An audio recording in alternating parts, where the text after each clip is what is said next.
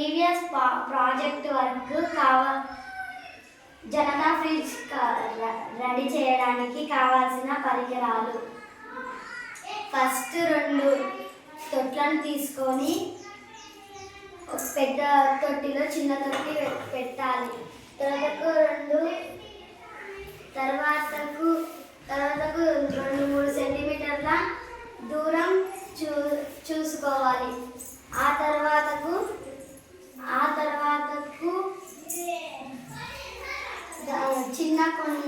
చిన్న తొట్టిలో కూరగాయలు వేయాలి. కూరగాయలు లేదా పండ్లు వేయాలి. ఆ తర్వాత ఒక